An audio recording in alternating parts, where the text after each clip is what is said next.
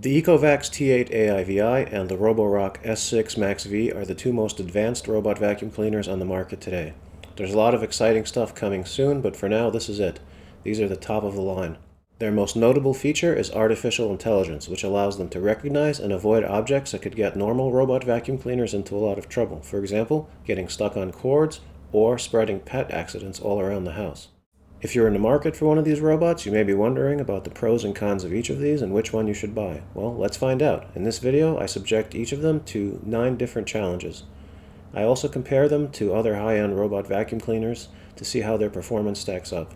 The scoring is from 1 to 5, and our first round is going to be hard floor cleaning.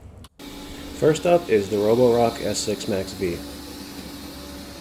I've spread popcorn, oregano, dog hair, and flour on the kitchen floor to represent a typical kitchen mess. You can see the Roborock is doing a pretty good job, but it's leaving a lot of fine debris, in this case flour, behind. It's mostly smearing it around. Otherwise, besides that, it did a very good job and picked up almost everything else. It's just not very good with that flour. Again, the flour represents fine debris like fine dust. Up next is the Ecovacs T8 AIVI. Right away you can see a problem. Its exhaust is directed at the floor and blows a lot of the debris all around. Now, it was lucky enough in this case to get all the dog hair. It picked up the one that blew off to the left when it was off camera, and the others you can see that it managed to pick up, but that isn't always the case. Otherwise, it also left some oregano behind because of that exhaust, but did a better job with the flour than the Roborock did. For comparison, here's the Roomba i7. When the Roomba is cleaning a zone as opposed to a room, it always makes 2 passes and you can't stop it. So what I'm going to do is let it finish 1 pass, and then I'm going to freeze the video so you can see what it did. Its cleaning pattern is kind of erratic because of its V-slam navigation, but it gets the job done.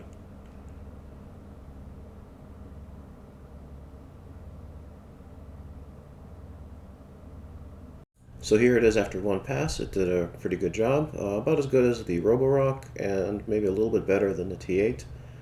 On its second pass it pretty much picks up everything, but then as you're about to see, they all do. Overall, if I had to run these things on 1 pass, I'd probably go with the Roborock as the best one because the only thing it left behind is the fine debris. Now, in the interest of fairness, we're going to let the others do 2 passes to see how they stack up, but I'm not going to grade them based on 2-pass performance because people don't usually use 2 passes to clean a house, or at least I don't, so we'll grade them based on 1. As you can see, the Roborock's first pass is pretty much the same as its previous first pass. It left a lot of the fine debris, in this case flour, behind, but on its second pass it does an excellent job and picks up almost everything. So the reason to compare these things to an i7 is to see how their performance stacks up to another high-end vacuum robot. I'll bring in other robots where applicable for other tests. So as far as hard floor cleaning goes, the Roborock is basically as good as anything out there, and the T8 AIVI is not far behind, although it's going to suffer a little bit because of that exhaust. Now it's the Ecovacs' turn. You can see it's still blowing the dog hair around, but again, by some miracle, it manages to pick it all up. Now, its second run, or rather its first pass from its second run, is a little bit different. So it picked up more of the oregano, but left some more flour than it did before. In its second pass, it also cleans pretty much everything and achieves a very good result, but I am going to ding it in the score because of that exhaust fan design. It's just really dumb, and I don't understand how that got past QA. The Roborock has, very strong suction too, and it doesn't blow its exhaust all over where it's cleaning. So yeah, very good job. About as good as the Roborock, maybe a little bit less. So mostly because of that exhaust, I'm going to ding it 1 point. The T8 is up first this time on carpets, and each robot is doing 2 passes. Now, before these tests, I was convinced that the i7 was a better carpet cleaner than either of these 2 robots. And although I won't show it here, I was wrong on both counts, especially the T8. It does a fantastic job with carpet, as you're going to see in a minute.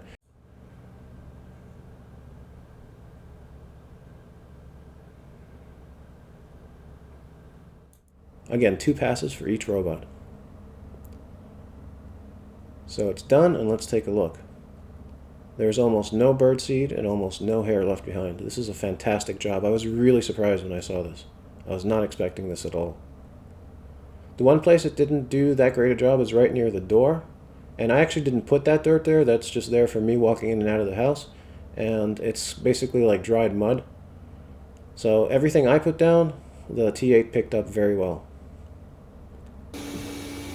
Okay, here comes the Roborock. Also 2 passes. Now the Roborock did not do so well on the carpet, as you're about to see. The one thing it did do better is get that dirt from right near the door. It has a rubber side brush that I guess is better at scraping that kind of stuff up.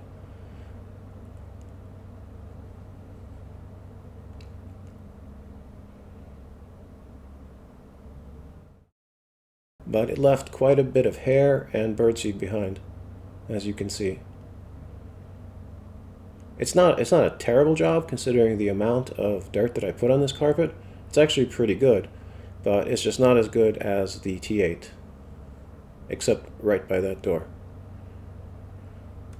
Now, I would compare it to the i7, but the i7 is not the greatest carpet cleaner. As far as I know, the best carpet cleaning robot vacuum is the S9, so we're going to look at that.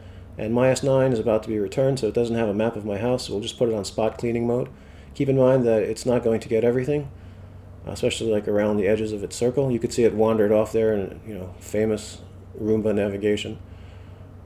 The second pass went off without a hitch, and let's take a look. It did a really good job, maybe as good as the T8, maybe not quite. I can see more stuff there. Ignore the stuff outside of its pattern, of course, that doesn't count.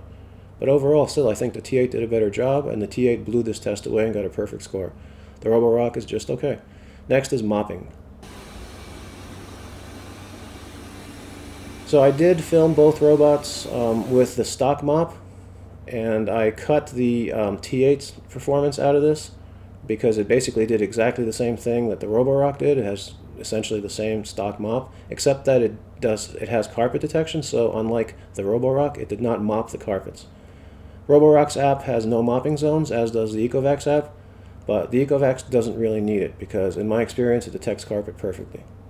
So the stains here are coffee with creamer, closest to the camera, followed by a little wine, and then flour, just to simulate, again, fine dust, and all stains were kind of smeared around with a napkin to spread them out and allow it to dry. So this didn't do that good a job. Pretty much everything is still there. It cleaned it up a little bit. Don't look to the left because that's where it didn't clean. Like that stain just to the right of the flour is there because the mop covers less territory than the side brushes do. But everything I'm pointing to is stuff that it left behind. So it is not a very good mop at all. Okay, the T8 is up next, and here it comes. Now, it's set for 1 pass, but it has a deep scrubbing mode, which actually is supposed to make 2 passes. Here it didn't quite do that because of the world-famous, class-leading Ecovacs navigation algorithm. That's sarcasm. But it made 2 passes in most places, and it turned out to be good enough.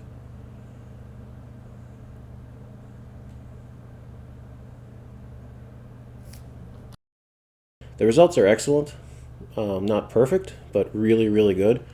And I think this is possibly the best hybrid robot mopping performance. For comparison, here's a dedicated mopping robot, an iLife ShineBot. This thing has a separate clean and dirty water tank and a spinning brush, so after 2 passes it did an excellent job.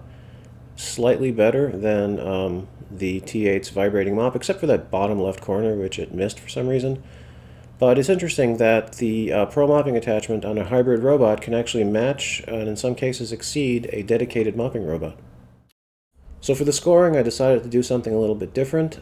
First, I scored the stock mops for both robots, and the T8 got a higher score than the S6 because the T8 has electronic water release and doesn't mop carpets, and neither of those things is true for the S6. It has a gravity water release. Whereas with the Pro mopping attachment, the T8 is basically the best hybrid mopping robot that I've ever seen, so it gets a perfect score, and the average of those 2 scores is a 4. And it's time for round 4, which is dustbins. Now, dustbins are very important because that is how you, the operator, interact with the robot. Because these are mopping hybrid robots, they both have tiny dustbins. The Roborock's is a little bit larger. It's 460 milliliters compared to the Ecovacs' 420. Normally that would put the Roborock a little bit ahead, but the Roborock docks to a standard charging base, whereas the T8 has an available auto-empty bin. Now, the score I'm going to assign it is going to be based on the availability of the bin rather than the bin itself to make things fair. You cannot get a bin for the Roborock, and there will be no bin in the future because it does not have any way to extract the dirt from its dustbin. Now, the Ecovacs bin is not exactly the greatest implementation of this technology. For example, it doesn't have a sensor that tells the robot when its dirt bin is full, and it tries to pull dirt out of 2 ports, which means it tries to tear clumps of pet hair in half, and it doesn't succeed, as you can see in the picture. So normally, because of the tiny dustbins, both would have a score of 2, but because of the availability of that auto-empty bin, the T8 gets a 4. And with that, it's time for round 5, which is navigation. And here, the Roborock is going to kick butt. Okay, here comes the T8. Now, it doesn't do a horrible job with the chair. It's not great, but it quickly finds its way through, tries to go its normal way, finds it can't, and then goes the other way. Nope, it tries that again. Alright, perseverance isn't horrible, but why go under the table? Why? What are you trying to do? Again, under the table.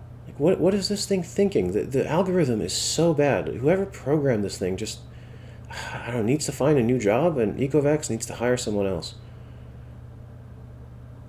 So it gives up too easily there, and then it tries to go back. Oh, and by the way, the Ecovacs app wiped out all of my map labels.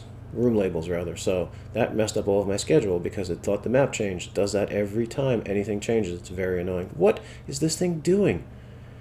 Right, eventually it gets through, but it's very painful to watch. Here's the Roborock, and it is a cheater. No. Try again. Watch how it navigates through this chair. This is just beautiful to watch. The navigation algorithm on this is really, really good. Now here it's going to try to cheat again, but not this time. Now watch how it handles this obstacle course.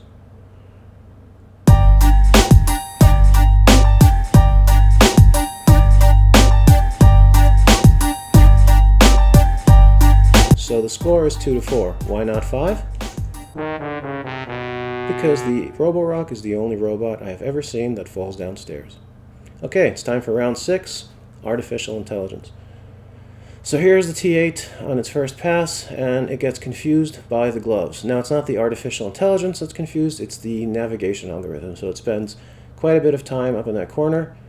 Then it avoids getting stuck on the shoelaces, which it does a really good job of. Now, there's 2 fake dog poos, the dark brown one, which is the one that they really shouldn't hit, and the light brown one, which is kind of a little bit of a ringer because it's hard to see. It's basically the same color as the floor. There it was, avoiding the shoelaces again. You can see there the objects that it recognizes: power cord, shoes, and whatever those towel icons are supposed to be, and then its cleaning path. Now, it had a hard time with that floor-colored poo, which is understandable. Okay, here's the S6. Now, it's got something called a pet mode, where it says if you tell it you have pets, it's extra cautious. So for this pass, pet mode is enabled. So on this first pass, the S6 did a good job with the dark colored poo, but on later passes with pet mode on, that changes, and I don't know why. So neither of them do well with cords, as you're about to see. It could have easily sucked that up, but it didn't. It got lucky, I think. It's not anything it did on purpose, because it's not very good at freeing itself.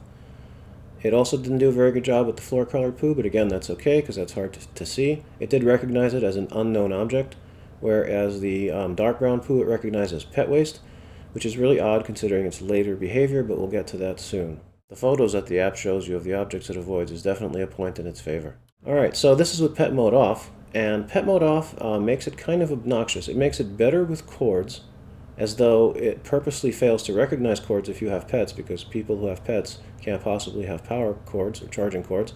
But with pet mode off, it basically ignores pet waste. See that? That's horrible. I mean, it's one thing to not know what it is, but to just completely ignore it. It's not like it didn't see it. It obviously sees it. And the brown one, like it thought it was an unknown object. So before it was kind of cautious around it, but now it's just completely ignoring it. So I'm going to leave pet mode on for this thing, because it's just horrible without pet mode. And here it is getting caught on a sneaker. Now watch what it does. That's amazing. I mean, I know it didn't do that on purpose, but wouldn't it be cool if it did? Alright, here's the T8 second pass, and here I'm curious to see if it learned anything, because a lot of reviewers say that these things learn as they go, and I just don't think that's the case, although it did do better around the gloves. But as we see later, that doesn't stick. Now here it got caught on the cord, and it spent the next 10 minutes trying to free itself.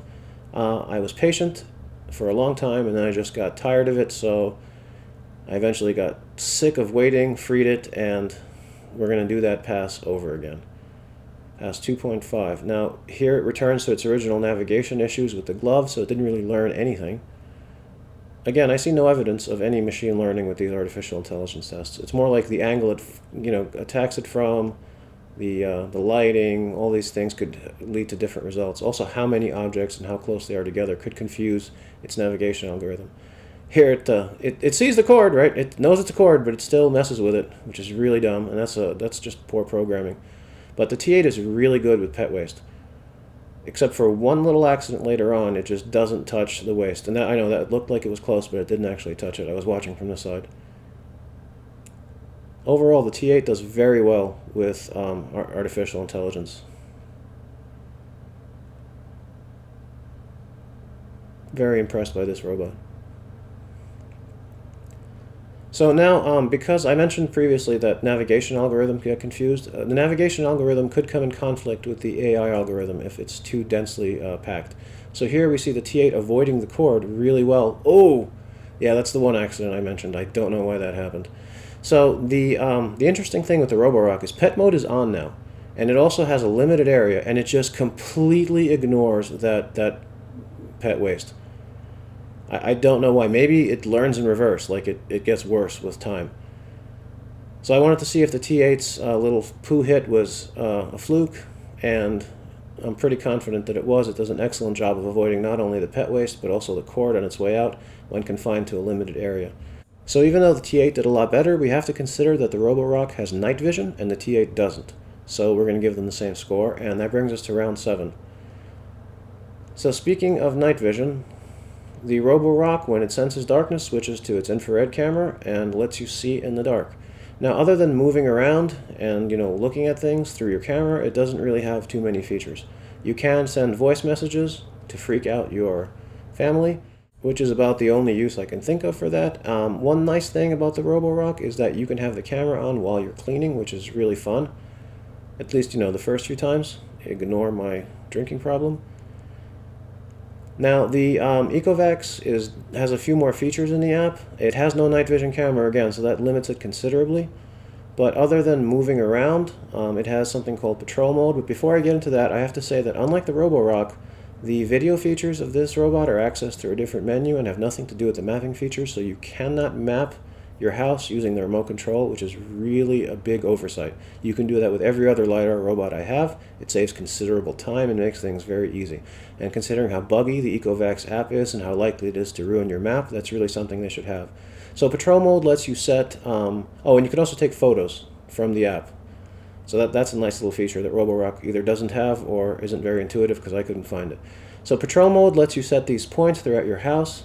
You could change them around, add new ones, and then have the robot go on patrol either according to a schedule or you can activate it manually. I don't know what scheduled patrolling is for since I can't seem to get it to take photos while it's patrolling unless I press the button.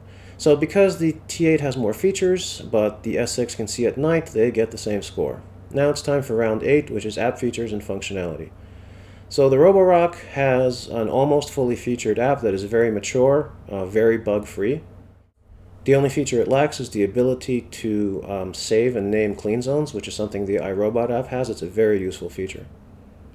But here you can at least add more than one clean zone, although you have to do that each time, and it's kind of annoying and defeats the purpose, but it's better than just one, I guess. So while you're setting the clean zones, you can change the number of cleaning cycles. So you could make it so that when you do a custom clean zone, it could clean 2 or 3 times, which is nice, but doesn't make up for not being able to save and name clean zones.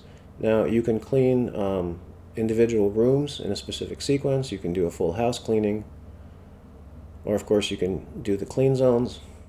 You can edit the map in a variety of ways. No-go zones, like the kind I have set up here to keep it out of trouble, like falling down the stairs. You can set no mopping zones, which kind of makes up for its lack of carpet detection. although not really, since you have to set each one. You can also define the cleaning preferences individually for each room, which is a nice feature that not all of these apps have. Another thing that you can do is you can set the cleaning sequence, the default cleaning sequence rather, for the whole floor cleaning, so that every time you choose whole floor, it cleans in that specific sequence, which is really cool. Now, as far as dividing rooms, this hasn't been buggy at all for me, so it's a very, I guess, mature, well-programmed app, unlike the Ecovacs. When it comes to room labels, you can set your own names. It doesn't come with any default names, but once you name a room, that stays in the menu, so you can choose that name again. And you can name it whatever you want, which is something Ecovacs should learn from. To me, room names are very important because I want consistency across all of my apps. I use Google Home, and if you have that or Alexa, it's nice to be able to name them whatever you want. So, it's got all the standard settings. It's basically, again, a fully featured app, except for the ability to create saved clean zones. Of course, there's that pet mode that I mentioned before. Everything else is fairly standard, turning features on and off, that sort of thing. So now this brings us to Ecovacs. Ecovacs. So again, as I mentioned before, the video manager stuff is done through a completely different menu and doesn't interact with the maps, so you can't map that way, which is annoying. Please, Ecovacs, implement that. Now, as far as the app, it has pretty much the same features as the Roborock app. It has these annoying pop-ups that tell you to move your stuff so it could clean better. No, I don't want to do that. I never want to do that. Oh, here, it wiped out my room labels again. It does that a lot. If there's a closed door and it passes that door, it thinks, oh, there's a wall there now. Because it can't possibly be a closed door, right, Ecovacs? So I've gotten pretty good at reassigning the labels. I have to do it very often. This is a very, very buggy app. But it has a standard feature. You can choose rooms to clean, the whole house cleaning, and zones, although one zone at a time, not that that really makes any difference. Setting the cleaning preferences here is a bit more intuitive, so that's nice, but as I mentioned, this app is incredibly buggy. Here, for example, you could see it merged two of my rooms into one, but kept the labels.